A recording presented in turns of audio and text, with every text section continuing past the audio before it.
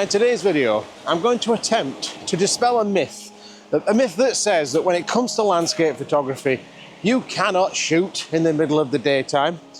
And sometimes that is true, I mean, especially on a blue sky day, but if you get crappy weather like this, lovely grey, moody clouds, rain coming in from the distance, it's dingy, it's miserable, but if you have the perfect subject matter, which today I do, these fantastic sea stacks, and actually this kind of light, I think it even makes the shot better. And that really is the key to this middle of the day photography. It really depends on what your subject matter is.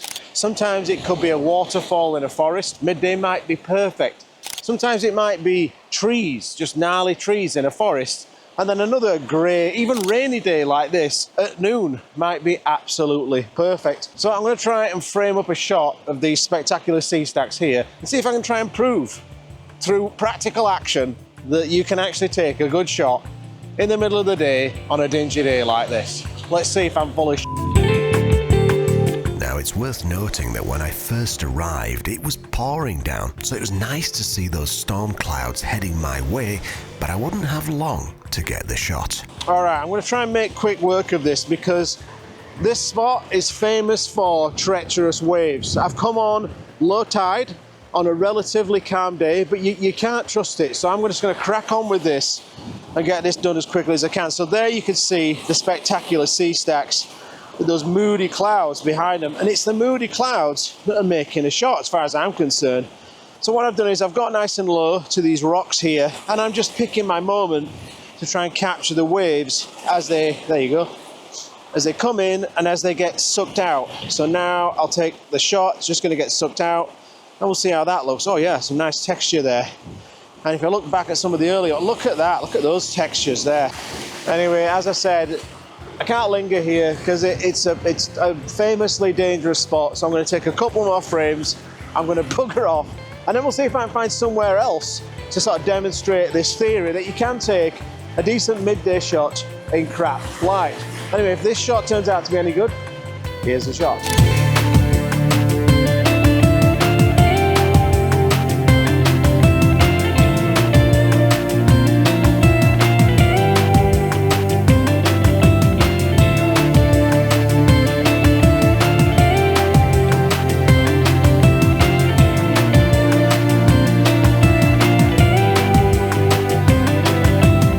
Now, I'll be completely honest with you, and I will disclose that when it comes to this type of photography, it does kind of help a little bit if you know how to process your images.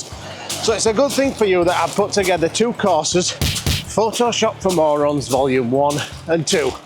There's a link in the description below.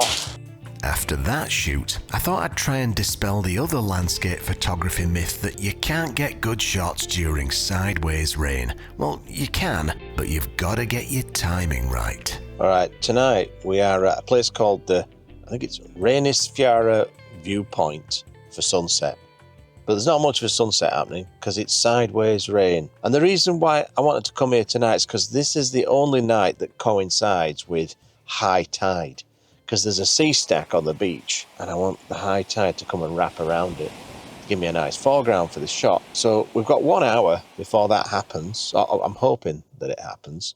So I don't want to stand outside getting rained on. So let's eat some snacks. What kind of snacks? I'm going to start with some Friggs cheese. Look at that. Doesn't look like cheese. It looks like a rice cake. I thought you hated those. I do. But it says Friggs Cheese and I like cheese.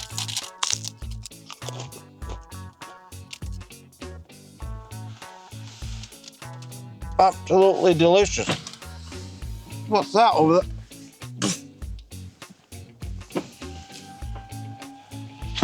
Really good. You know what is good though? What? McVitie's Digestive Dark Chocolate Biscuits. One of the few things that are actually cheaper here in Iceland, which I love.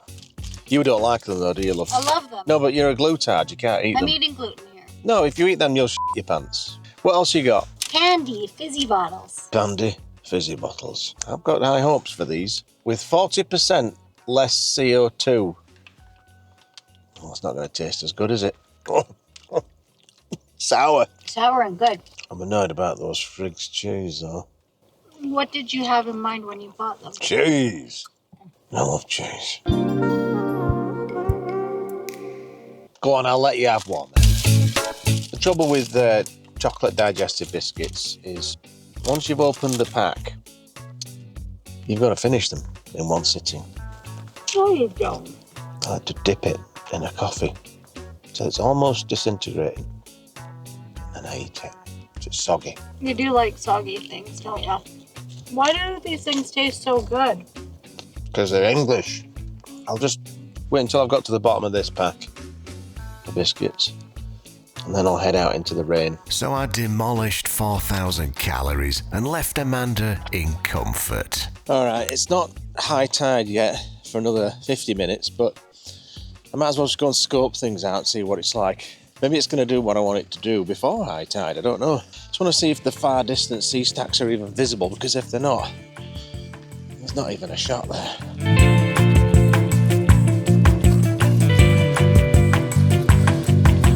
Oh yes, this'll do quite nicely. So here's what I'm after with this shot. So you see this sea stack here?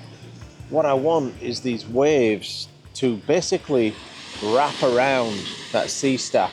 And then if you look at the very end of the beach, you can see those other sea stacks there. I'm after a moody sort of stormy shot with big waves, potentially lots of bird action. And if I'm lucky, a bit of cloud texture way off in the distance. That's what I'm hoping for. But I don't know if that tide's ever going to get that high. It's supposed to get to, I think, 4.2 meters. It's close, but it's not quite there. So I don't know if in 40 minutes it's going to make it up there. It may not, but if it does, then I might have a shot. So I'll just find somewhere to have a clandestine pee, then I'll come back. Now, obviously, I was joking about the pee, you know, although that looks like a good spot there. But no, I'm just joking. Yeah, the waves were crashing, and it was time to scope out my shot. Now, this place is without doubt the best place I've ever been to for puffin access. In fact, I'll flip this around and show you. Just over there, where you can see that group of people, you can literally get within touching distance of puffins. They're just right there, and they're so cute, coming out of their little holes and having a look at you. In fact, I got a few half decent shots the other day. I'll show you those now.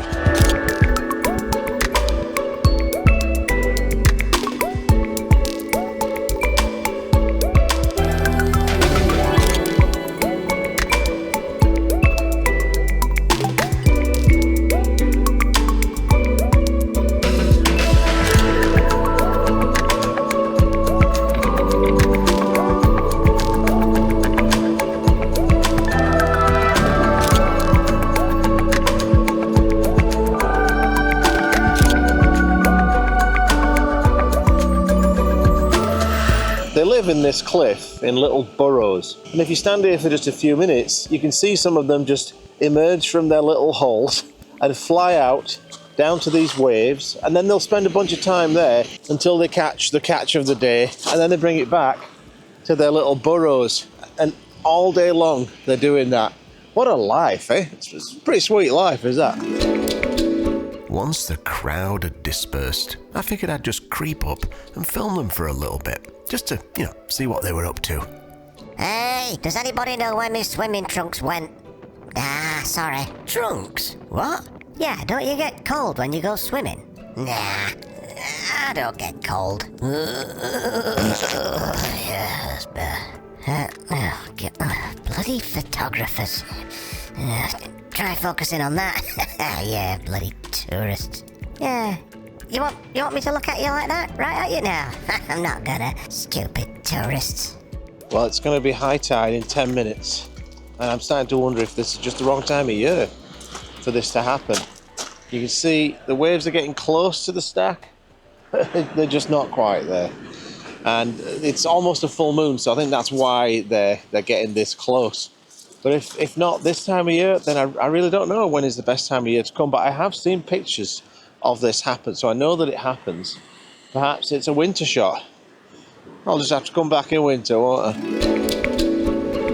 Well, the wave might not have been perfect, but the birds were very active, so I figured it was time to get a shot. Alright, so I've got my shot framed up with the 55mm prime, which is pretty much the perfect lens for this shot. And what I'm trying to do right this second is take really fast shots of the bird activity, because this shot is just as much about the puffins and the gulls as it is about the beautiful sea stacks, the cliffs and the crashing waves. So I'm trying to get as many frames as I can with different birds in different positions.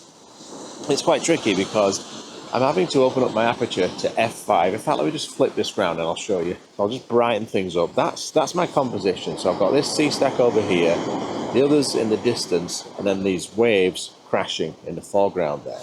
But really, as I said, it's just as much about the birds. So what I'm having to do is shoot with a shutter speed of 1/1000th of a second at f5, and I'm shooting with ISO 1600. Look at all these birds, there's just so many of them. And then once I've done that, then I'm changing my settings completely to do a much brighter shot with longer shutter speeds and lower ISOs, just to get some motion blur in the waves there. And the wave was just starting to creep in a little bit more, and I was starting to think that I might actually be able to pull this shot off. So the idea is to put all that together in post, the long exposure of the waves plus the fast exposures of the birds, and hope that it all comes together and tells a story. But I think it's going to work, and if it does, missed that one. Here's the shot.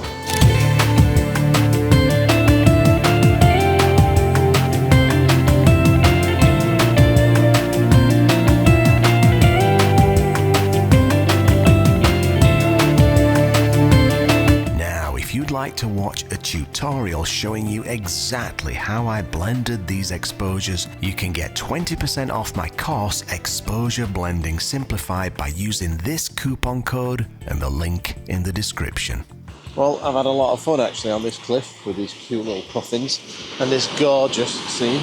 But I think it's time to head back to the car, and I believe that there's a Thai red curry with my name on it for dinner.